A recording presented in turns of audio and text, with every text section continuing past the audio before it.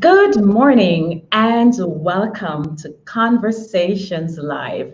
This is the platform where ordinary people share their extraordinary stories. And today we have an extraordinary person. So it is a special edition of Conversations Live. We will be discussing the power of owning your career with Simone Morris of Simone Morris Enterprises. I met this lady through another platform, LinkedIn. Networking works. And today we're collaborating together to share this topic, something that we all need to know, whether we are employed or whether we're entrepreneurs. There's always something new for us to learn. So Simone will be introducing ourselves formally, which is the way we do it here on Conversations Live. Now, if you're joining us for the first time, we invite you to like, subscribe, and to share, especially a topic like this. People need to understand what they need to do to own their own careers. So, welcome again. As usual, in the final 15 minutes, we will be taking your questions or your comments. So, remember, this platform allows you to share. So, please feel free to do so. Now, to my guest. Good morning, Simone, and welcome. Thank you so much. It's an honor to be here and to be talking about the power of owning your career. Absolutely, absolutely. So, as we do in Conversations Lifestyle, please go ahead and introduce yourself. Yes, certainly. My name is Simone Morris, and I am a entrepreneur. I have been in business for about 6 years after a lengthy stay in corporate America. My background is information technology. Actually, when I was a child, I wanted to be a buyer. So it came from retail to technology and finally human resources, specifically diversity and inclusion. But I do have a special passion for teaching people how to take ownership of their careers. Wonderful, wonderful. Do you like to tell us a little bit more about your background? Because there's a little link that I want you to share. All right. I do like Beres Hammond. Hint, hint. I'm from Jamaica. I was born in Jamaica, actually, and I moved to the United States when I was in the fifth grade. But I am a true Jamaican, and so we got the clear linkage there, and definitely the heritage is strong, even though we reside in the United States. But passionate about my heritage, passionate about women's empowerment, and passionate about good food. Once a Jamaican, always a Jamaican. One So, love. in another ways, welcome home on this Thank you. platform. This is a Jamaican platform. So, education, Simone, plays a key role in owning your career. So, tell us a little bit about your educational background. What got you to where you are today? Absolutely. I love that. I was the first one in my family to go to college, and my sisters went to secretarial school. And I was on track to go to secretarial school, and I stumbled across a teacher who put college in my head. I really thought, I'm not able to do this. How are we going to afford it? I thought of all the reasons why I couldn't do it. But nonetheless, I went to my guidance counselor in high school, and we had a conversation about college. And I still was very fearful, but I applied to two colleges and I ended up getting into both to my surprise. But I went to the school closest to where I live because at the time my mom didn't drive and I was worried about how am I going to get to this school. So I went to Quinnipiac University and graduated from there with a degree, like I said, in retail management. It was marketing with a concentration in retail management because in my mind, I was going to be a retail buyer for Macy's department store. I was going to travel the world buying clothes and this glamour I had imagined in my head. But here's a key fact. Before I left school, one of my instructors, professor, said to me, Simone, do you know if you take one more course, you'll have a associate's degree in data processing. And I said, really? So I ended up taking that extra course. And that is a key point, because when I graduated from college, my head was so big because I thought this meant immediate success and that I had written my ticket, and to my surprise, I could not find a job. Wow. And so I began to get very discouraged, but that associate's degree took the forefront, and I went down this route of technical, in the technical field. And it was because of that degree. And then I went on to get a master's degree later on in a management of technology. So education is a key lever for your career success. Absolutely. And it wasn't the primary studies that got you where you are today. It was the secondary. That is why it is advised not to just focus on any one thing. So when your professor made that suggestion to you and you took it up, that was a game changer for you, I can imagine. Fabulous. Fabulous. Yes, yes. I will say, I talk to students embarking on college, and I say to them, don't worry about knowing exactly what you want to do. And I say this to adults too who want to go back to school. You don't have to have it all figured out. You will figure it out along the way, but just start. Just go back and discover and explore, because once you find out what you don't want, you will find out what you do want. Absolutely. And it reminds me of when I found my purpose, that it was service. I went and I did a marketing diploma because I thought that I wanted to be a marketer. And it was while I was working in marketing that the HR manager saw in me something that I didn't see in myself. He said, you have a way with people. I'm going to make a switch. I want you on my team. And I'll put my person on the marketing team. So I'm connecting with what you're saying. So now your professional background, so now you have these qualifications. How did you enter the world of work?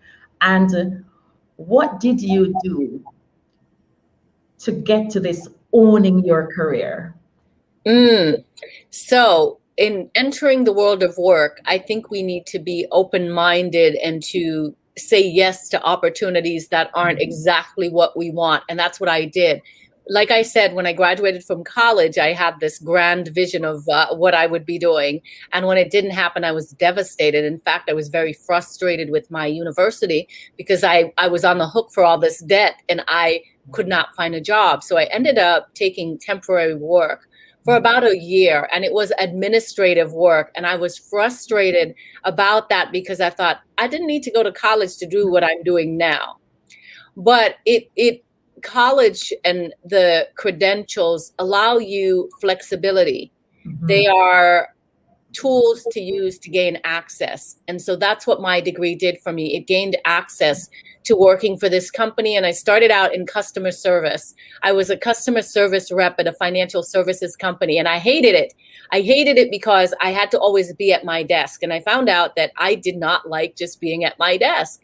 I did not like telling people about, this is what time I'm going to take lunch. Okay, I need to coordinate to go to the bathroom. And I thought, this job is not for me. But I did it for a year. And then I ended up stumbling into my internal training. And there really tapped into the fact that when I was younger, I told my mom I wanted to be a teacher. And she said, there's no money in that. Why do you want to do that? And so I shut that off. But now, fast forward many years later, I'm getting this opportunity to deal with training and starting to like it. And then I ended up leaving the company that I was working for and doing training full time. So I was training 16 times a month. And I did that for about 2 years and said, I don't think I want to do this. And then I got into development. And so I was developing coding for many years. And then, my path has always evolved with opportunities. And let me say, I have been scared along the way to really soar, to really stray from home. I was always very connected to my family. So whatever I did, my decisions were impacted by, I can't move here. It's too far from family. Okay, I'll go this far. And that impacted my career over the years. I think I put a fence around it, if you will. I would do so much, but I was growing and I was trying different things. And to wrap up the conversation, it wouldn't be until decades later where there was a nugget placed in my head about owning my career. It was on the way towards my exit from corporate America. I was very frustrated, not feeling content about the work that I was doing. I was getting great pay, getting access to do a lot of things, but I wasn't happy. And I wasn't happy about where I was on the career ladder. I thought that I deserved more. And my boss said to me, your career is your responsibility. And it's not like I didn't know that, but sometimes it is when you hear the message that it lands when it's supposed to. And I was like, you know what? It is. And that changed my life. Oh, absolutely. I heard that about 10 years ago as well. Your development is your responsibility. And what I liked about what you said was you started doing something that you didn't really want to do, but you realized that it was necessary. Although you had this degree, you recognize that it just meant access. And a lot of young people need to understand that as well. They graduate university and they want to go straight to the top. But sometimes it is the collective or the collection of all the experiences that we have that helps us to own our own careers. Just doing one thing, you did training, you did IT, you did customer service. So now that you're doing what you're doing, all of that is now applicable. Fantastic story. Love it. So now that you had decided to own your career, can you tell us how you went about it? Yeah, it was a soul-searching journey for me. I was unhappy in corporate America doing what I was doing, and I was disappointed in myself because I think in some instances I really settled. I settled for pay, for comfort, for benefits, all that stuff, and I thought there's more to who Simone is, and this is not my legacy. I have big dreams, and so I took a sabbatical. I took an unpaid sabbatical from work to find myself. I was fortunate to have a job that allowed me to take a sabbatical, and it was unpaid, but I was willing to just take a time out instead of quitting. I wanted a time out to find myself. And when I did that, I ended up becoming a coach. So I got trained to be a certified life coach, and it really changed my life. I learned a lot about myself along the way, and I re-entered corporate America, but I still wasn't happy. But it gave me confidence to really continue to unpack who I am. And in the end, I decided to exit instead of stay and take more time to find myself. And that, the interesting thing that happened for me was that I did this test. It is a natural aptitude test from a company called Johnson O'Connor Foundation in New York City. And they're around the country in the United States. I'm sure they're worldwide, but Johnson O'Connor Foundation. And I took this natural aptitude test, and on there it said one of my natural abilities was idea generation, that I was really good at that. And it had entrepreneurship on there, but I just didn't believe it. So I took that data point, I took it and I put it in my back pocket somewhere.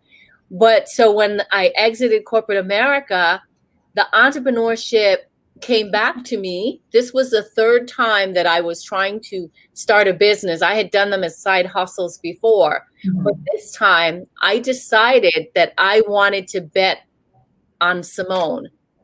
I can't expect companies to put out money and bet on me if I'm not willing to do that. So I thought, I really need to bet on myself. I need to believe in myself, and I need to take a chance. And so that's when I stepped into the entrepreneurial space. There are a couple of things that you spoke about. Doing that course in life coaching. And some persons are of the opinion that if you have a certain level of education and experience, then you've arrived. You don't need to learn anything. more. Mm. But what I like about you is that ability, or that not that you have for learning and for exploring. And although you're not quite sure where it's going to get you, that you continue to do that. And in my own experience, I had been made redundant one, two, this was a third time. And I had decided a couple of years ago that I was not going back into the grind. That's what I call it, the Mhm. corporate grind where, you wake up for somebody else. As you say, owning who you are. And if we expect organizations to invest in us, we must be willing Mm. invest that same time and energy in ourselves. All right. So now that you're your own boss, what did you do? What are you doing? Yeah, it's been a journey of unpacking what I want to be doing. Yeah. So, even with entrepreneurship, it's been a journey to discover what I really want to do. So, when I first started being an entrepreneur, I had a graphic design business because I was interested and I'm very good at creatives. And then it was photography. I'm very good at photography. People are always asking me to take photos. So, I started a photography business. I started a coaching business. And what I've discovered is that it's not just in the entrepreneurship space, it's not just about what you're passionate about.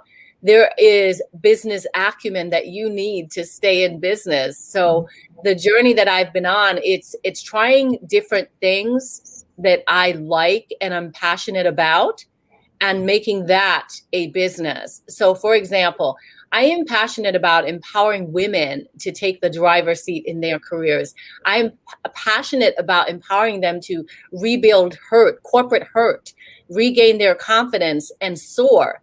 So that gets me, I can leap out of bed and get excited about helping a woman to rechart her course. That's one arm of what I like to do. The other arm is I'm passionate about inclusion, being included in the workplace, walking the talk when it comes to diversity, equity, and inclusion, and really challenging leaders to take action on what they say they're going to do and hold them accountable. So I am really passionate about that work. And the beauty of my business is that I get to carve out what the business is and not just be in one box to say, this is Simone's job as a developer. This is all that she does. But no, this is Simone Morris Enterprises. I named it that for a reason. So I can explore the different things that I'm passionate about and I can keep both channels going because they're both things that I am super passionate about. And so that's what my business is about.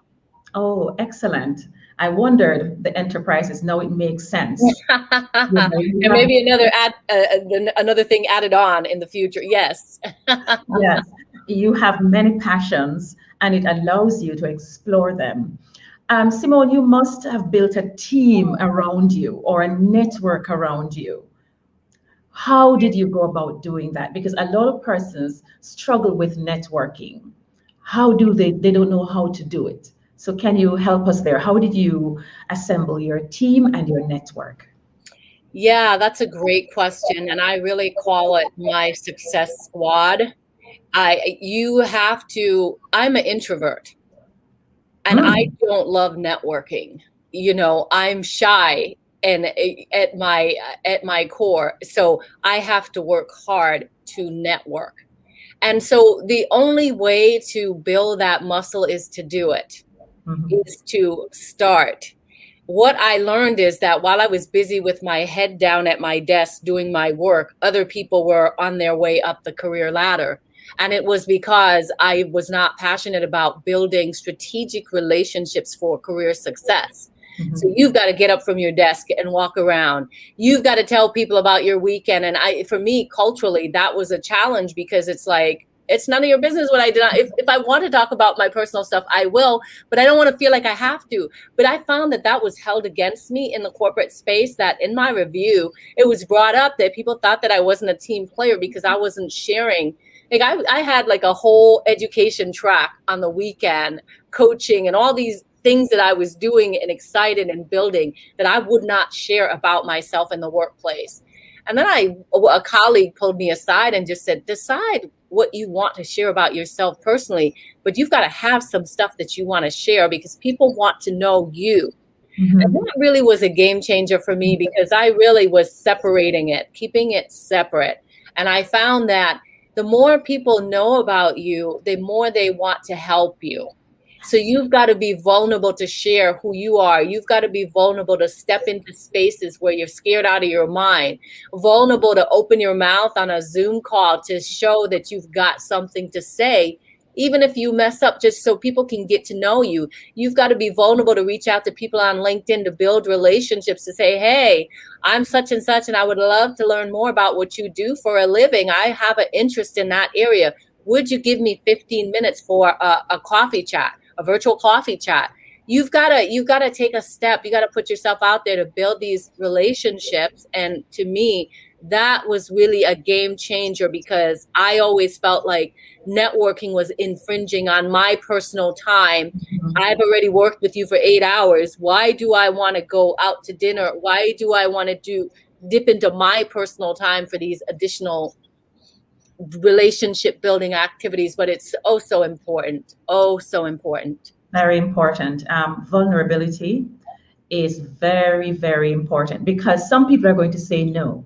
Some people will not respond when you reach out to them. I just wrote an article on LinkedIn about that as well.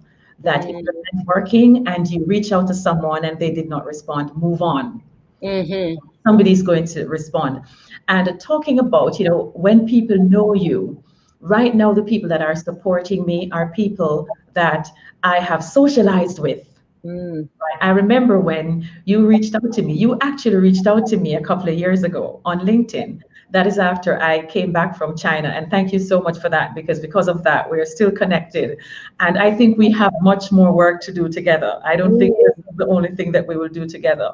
But networking is very, very important. And we've got to put ourselves out there. We've got to be brave enough, as you say, to put ourselves out there and be vulnerable so that people can, because sometimes we need help. Yes. Sometimes we can do better. We think we're doing great, but we can do better. And those are the people who come in and give us the right feedback and also the assistance that we need to soar to the heights that we want to go. So thank you so much for sharing that. Now we're going to talk a little bit about the things that you're most proud of. Since you're doing your enterprises and all of these things, tell us about some of the big things or the little things, because sometimes it's not just the big things, the little things that you're most proud of since you have taken ownership of your career. Yeah, I'm most proud that I've built a recognizable brand. Sometimes I'm on LinkedIn and I see somebody writing about being in the driver's seat, and that's something that I've always been saying. You need to get into the driver's seat for your career. And when I see that, or I hear people saying Simone Moore's Enterprises as a brand, I'm like, pinch myself. So I'm proud that I've been able to create a brand that's recognizable and that people want to work with. Each new client that I get validates that this is actually a brand and people want to work with this brand. And, I'm proud of doing different things. So I've written 3 books and a lot of collaborations with other people. When I was pregnant and after I had my daughter, I thought, I've got to give her instructions for the future. I've got to leave, I got to tell her what I know. And so that was my impetus for writing a book. So I was in the hallway in the middle of the night writing my first book, Achievement Unlocked: Strategies to Set Goals and Manifest Them. And then when I finished that, I was like, oh, I can write a book. All right. I'm an author. All right. Okay. What do I want to do next? And I was like, I have more to say to her. I want to talk about careers. And then I kept writing. And so I've done different things. I'm proud of that. I'm proud of starting a podcast. I've got 2. I'm proud of clients that I get, like partnerships. I'm proud of myself because, I have a Forbes column. Like, I feel like I blossomed when I believed in myself. So I feel like I was in a box in corporate. I was in a box in my job of Simone the developer, Simone the project manager. And I had so much more possibilities to soar. But I just I just kept my blinders on, like, what's my job? Do your job, keep that separate, do your weekend thing. And now in my business, I get to sit up straight and like, okay, that's interesting. Let me try that. Mhm. Okay, I could work with this person. And then now I get to say no. I got penalized for saying no in corporate before. I said no to a leader and she blacklisted me for saying no. And that is because I was leaking at the time and I didn't realize. So I'll say a critical thing. You can be leaking because you're unhappy and Mhm. not know that you're leaking, and how you show up and land with others is not in a good way. And so I didn't know that at the time, but so I had difficulties with what happened when I said no. But today I can say, no, I don't want to work with this company. No, I don't want to take this job, and feel good about it. So it's just, I'm proud of myself. Oh, one last thing. I'm Yeah, proud of being a mother. That should have been my first thing. What an amazing little girl I have that's a leader in the making. And I'm proud of being a mom. absolutely. Congratulations on being a mom. Thank you. As you spoke, it just validates something that I did recently. Somebody wanted me to do something for which I thought I was not ready. That's number one. I was not ready to do that as well. And also, I think I was worth more. Mm, And I said no. And based on who the person was, I thought about it, and I know the person would be disappointed. But at some point in time, when you own your own skills and competencies, you have to decide what it is valued. mm, And people need to respect what the value is as mm, well. So mm. thank you so much for sharing that and your writing. I also am trying to write a book. Well, I've written the Do book, it. and I have another one in the making. And just you saying how you did it, is encouraging me. And I saw somebody wrote a comment about this, the whole matter of networking, how important it is to Mm. learn it. So thank you, Keisha, for sharing your comments. Now, as an author, because there are some of us who are aspiring authors, what is the key to be consistent, to be a consistent writer? The key is to not, um, I think you can have analysis paralysis, and I think you can judge your work and think that someone else has done the same thing. I don't have a creative, clever angle for this work, and then you keep it to yourself. I think you owe it to yourself. If God has put a message on your heart to deliver to the world, to deliver it in whatever form, because you can only get better. So each book that I've written, I've learned so much along the way that they've gotten better, and I've done collaborations with others where I've written a chapter. If you are having a hard time starting to write the whole book, do an anthology or a collaboration project where you just write a chapter, or write an article. Write an article for your blog, for LinkedIn, for a magazine, for, wherever. Write that article and build up until you feel that you can put it into the world. But get out of your own way, because most likely you have an inner critic that's telling you that you can't. Get that message out of your head and just push through, keep writing, and get it out to the world. Get out of your own way. I love it. It is true that we talk ourselves out of things and we do not try different strategies. And I like the whole matter of collaborating, or don't look at the fact that somebody else has written something similar. Your story is your story. Mm, Your perspective is your perspective. And there is someone who's going to learn from your perspective. Not just someone, many people who couldn't see the same in the other person's writing, but found it in yours. So find your place and go for it. I love it. I love it.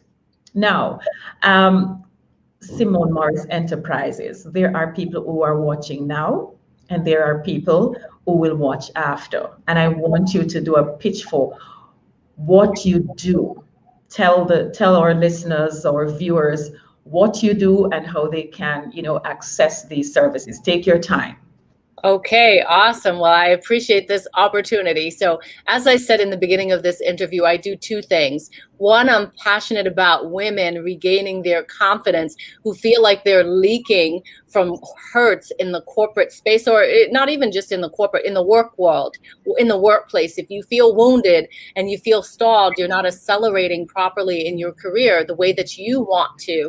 I am the coach to help you take it to the next level, to get healed, rebuild your confidence, and to get in the driver's seat for your career. That is what I help my clients do. I do individual clients, as well as I work with some organizations that hire me as an executive career coach, and I coach their people. But I am just so passionate about empowering people to take responsibility and to take ownership for their careers. That's one thing that I do. I also help organizations to stop just talking when it comes to diversity, equity, and inclusion, and get to real action. For leaders to stop saying they're an inclusive leader and to really model behaviors, to do best practices around how am I going to be truly inclusive? How am I going to help my employees to feel like they belong and can show up authentically in the workplace? I do strategy consulting, training.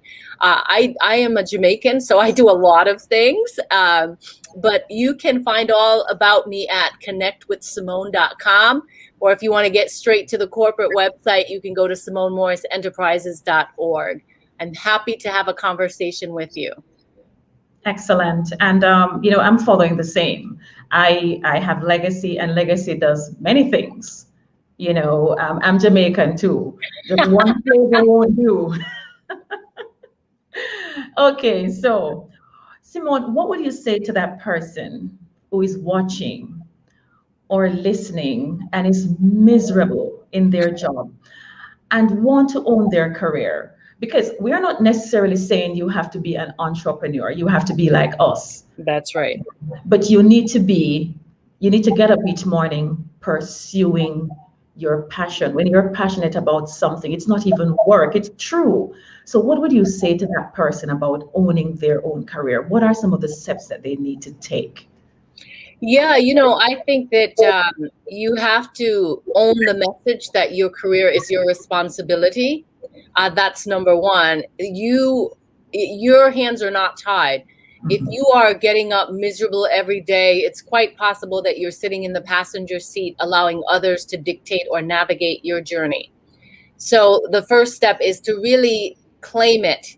My career is my responsibility. Make that an affirmation. Say that daily. Look in the mirror, write it down, and really start to believe that you have a say in your career. Your career is your responsibility, and move to the driver's seat. So move to the driver's seat and start to act like a driver, navigate where it is you want to go in your career, get clear on what it is you want to do. And that means getting dirty. So if you don't know what you want to do what you think that you don't want to do so that you can uncover what you do want to do. I would say that there are 3 P's for career success, and that is for you to have a plan, to be really clear on who are your strategic partners in your career, and to be really focused on what your career brand is. What is your personal brand, and how do you go about promoting it? So really, there are steps that you can take. And of course, you can read my book about the power of owning your career, or 52 tips to owning your career. And, listen to podcasts, put yourself out there, but don't just keep being miserable, because that is actually a choice. You are choosing to stay in a toxic environment or to stay where you are miserable. You get to choose that enough, and then get in the driver's seat and navigate elsewhere. Right. So you said 3 P's. One was plan.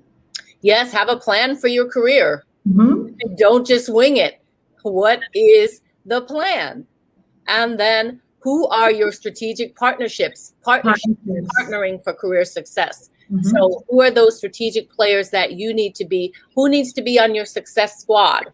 And then the third thing is really about your personal brand, promoting your personal brand. A lot of people like to keep themselves a secret, and they just lurk on social media, whether it's on LinkedIn. They don't use their voice to advocate for themselves and to share their personal brand. Instead, they lurk and watch what others are doing. And even inside the organization, other people need to know what your brand is, your personal leadership Mhm. brand. And you need to be promoting that because people don't know what you do. They're busy doing their job. So really, being in the driver's seat is really being active in your career success. Wonderful. Plan, partnership, personal branding. Very, very important. For a long time, I was afraid of promoting my brand, like self promotion. But I learned a couple of years ago, if you are not willing to promote yourself, nobody's going to promote you. Mm, And so you have persons who are even sitting on jobs who want to be promoted, but they have never voiced it. They just say, okay, if I keep working hard, but they, as you say, speak up. If you're on a Zoom meeting, speak up, say something. It might not make a lot of sense at the time, but you're learning. What you and I are doing, Simone. When I just started, I was very nervous, you mm. know, and I still am to a certain extent. But as I grow, as I do it more and more, you have to be willing. And I always start with a plan, and necessary is a partnership.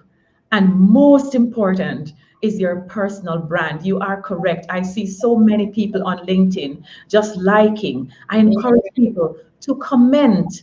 Go to somebody's feed, somebody influential, go to their feed and comment on something that they are saying and put yourself out there. Yes. You can meet new people. And we talked about earlier about networking. That's how you start, by having a plan and not giving up on the plan, and establishing partnerships, not those that will tell you, oh, stop it, that's not going to work, there are too many people out there, but people are going to encourage you to keep going. And then your personal branding, who are you and what you bring to the table. Now, ladies and gentlemen, you are watching Conversations Live with Simone Morris of Simone Morris Enterprises, and she's answering some of the fundamental questions that we need to consider regarding owning our own careers. If you're here, we invite you to like, subscribe, and make a comment and share this conversation with others. Now, Simone, we have young people because we have the younger generation. They don't have the experience, but they too still need to start having that mindset of owning their careers. What advice do we have for them? Yeah, it's never too early. I wish that who I am today is who I was in college because I would be at a very different place. And you have to start early. You can take those 3 Ps to a very early age and start to have a plan. Who are the companies when I get out of college, when I get out of high school? Who are the companies that I want to work with? Who do I need to know to help me get into those companies? How do I need to let people know about my personal brand? How do I need to promote my personal brand? So it's not just at the professional level or entrepreneurship level. You can take this to a very young age and use what I'm saying. So to the young people, I say, stand out, start to build your brand, start to build collateral to show what you can do, and stand in your power. It doesn't matter your age, but stand in your power and deliver. You can start to show up on LinkedIn. I've gone to speak at colleges where I've got freshmen coming up to me and talking about LinkedIn, and I go, oh my gosh, I wish I knew about this when I was in college, or I wish I had the courage to show up and say, can I connect with you on LinkedIn? I mean, I'm always just a bravo to the people that do that. But you could be in high school and on LinkedIn. You could be on high school and attending networking events with older people to really soak up the wisdom. But it goes to that plan. You have to plan for your success. And for a long time, I was just winging it. I was letting other people, I was in the passenger seat. So I was letting other people say, you would be good for this position. And I was like, oh, that sounds good. Okay, I'll do it. You would be good. Instead of being, this is what I want to do. This is what my goals are. Can you help me to get there? How will the organization support this goal that I have? As a result, here's how I'm going to benefit the organization. But I didn't know that, so I had to learn that over time. Yes. And one of the things I think is important for young people as well is to identify the people that are mentoring you. It was I think a couple of years ago that I recognized that from primary school, there were teachers who were mentoring me. They gave me opportunities to read to the class, to speak and to go on these platforms and say poems and so on. So if you are in school right now and your teacher is paying a lot of attention to you and giving you some advice, they are trying to mentor you. They're seeing something in you that they want to grow just a little bit more. Respond to that. And I love the fact that you spoke a lot about LinkedIn, because a lot of these young people, they're on TikTok, they're on Instagram, they are on Facebook, and they're posting and they're posing and they're doing a lot of things. And we also know that employers now, unfortunately, are looking at the footprint that you're leaving out there, and they are thinking, is this a serious person? And sometimes it's not fair, but if they also go on LinkedIn, so you do all of that and they go on LinkedIn and they find you as well, then when they Google your name, they find you as well, engaging and networking, then, excuse me, then they will see that you do have the potential. It is there. You're giving yourself that chance to get into an organization. I like the whole matter of just understanding that even from studies, you have to get in the driver's seat concerning your career. A lot of us wanted to be teachers. Like I wanted to be a teacher to Simone because I liked my teacher. I admired my teacher. And we are teachers today. We are in human resource. That's a lot of what we do. So it is still valuable what we wanted to be when we were younger. Now, Simone, when you look at the future of work, right, as an entrepreneur, what do you see next? A lot of people are talking about the hybrid, some work from home, some go to work. What are you seeing as a business person? I too have done some events virtually, and this week for the first time I had to go in. So I have to put myself out there. So what are you seeing as you look at the future of work? Well, I'm seeing mindset shifts where people are very creative with how they want to do things, and people being open now to doing more remote, because for some people, telecommuting and remote before wasn't a possibility, but because of being forced to do it, seeing the benefits of it, that's now something to consider in their strategy. So I'm seeing the hybrid approach as well. And I'm seeing that I have changed. Once upon a time, I wanted to run around the country like an airport was so attractive, and I couldn't wait to travel to a new place. But I feel like I got a little bit lazy because I cut down on the commute time or the time that I have to be away from home. And so I was just having a conversation about teaching in the spring semester, and the dean said to me, so now would you like to teach in person or remote? And I found myself saying, well, I can do remote, And in the past, I would have said, I'll come in. I said, okay, so remote is the first choice. The second choice is coming in person. But to me, I have shifted my mindset as well. And a lot of people have shifted their mindset as to how they can work. I'm seeing a lot around diversity, equity, and inclusion, a lot of conversations, a lot of job opportunities, a lot of people asking about doing strategy work to change the workplace. So, it's $1 billion market, and the conversation is really going to change. So as an individual, understanding how diversity, equity, and inclusion impacts your career is important for you to understand as an individual. It's not just the workplace's job to have a strategy. You need to have a strategy, and you need to talk about how your capabilities can support these organizational inclusion, diversity, equity, and inclusion strategies. Yeah. Oh, thank you so much. Yes, and what this does for persons who want to own their own careers is to open up the possibility of working for organizations outside of their locale. So you don't have to get up anymore and go to work, and you can look for opportunities right across the world. You can become a global citizen. Thank you so much, Tricia, for your comment, commending Simone for those three: plan, partnership, and personal branding. Thank you for your comment.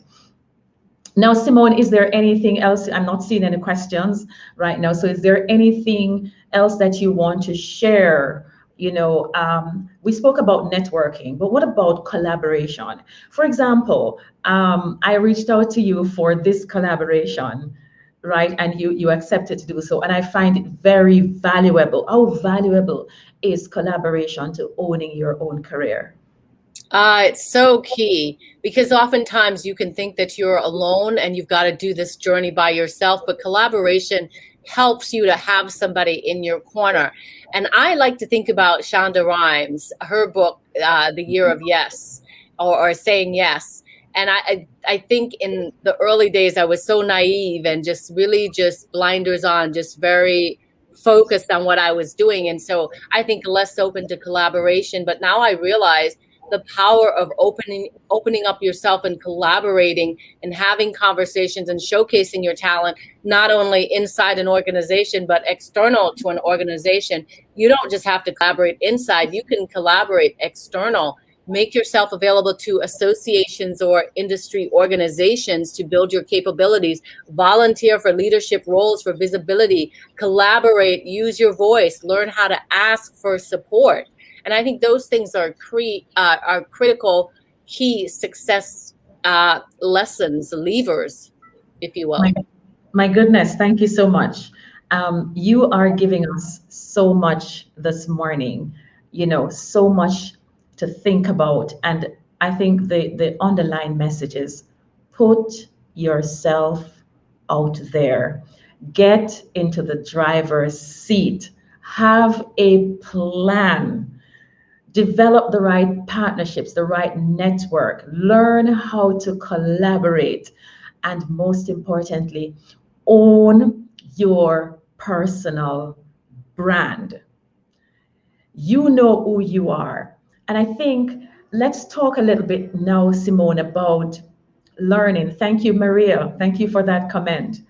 Um, let's talk about learning and unlearning, because to own your personal brand, you talk about the leaking and how when you're on the job and you are miserable and so on, and there are habits we have to unlearn, and there are new things we need to learn to own our personal brand and also to take charge of our career. Could you talk a little bit about the learning and the unlearning side of things?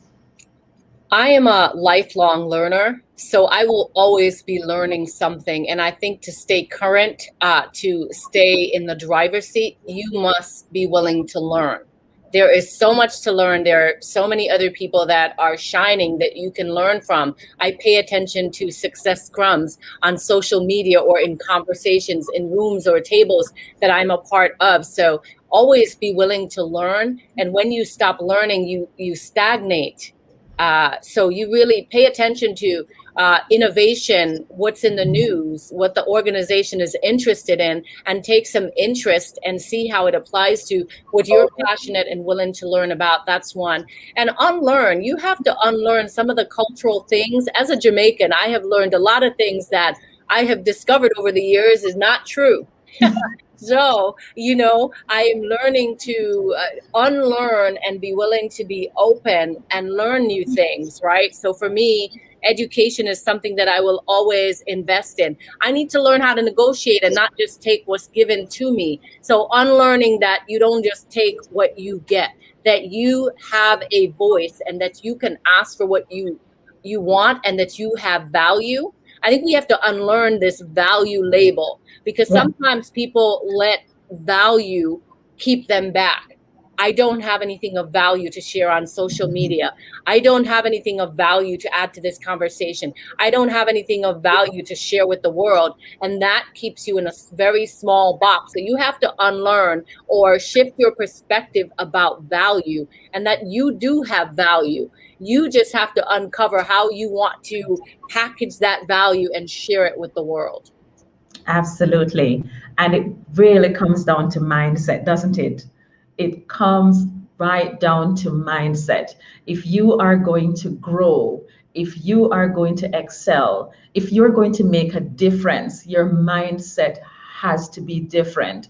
And that means a lot of the bad habits and some of the bad things that we learn, we have to unlearn and then fill that space with new learning so that we can reach for the goal. We can get into that driver's seat and become the owners of our careers, whether we're in business. Because there are people, as you say, Simone, that are in business that still do not own their career. Because they send a quotation and somebody says, I pay you 50%, and they say, okay. Again, that old matter of value and what you are worth, you have to take ownership for that as well. So we need to bear those things in mind. We have about 10 minutes to go. So, Simone, is there any special message that you have concerning difficulties that you have overcome as because we want people to know that this is not a smooth road all the time.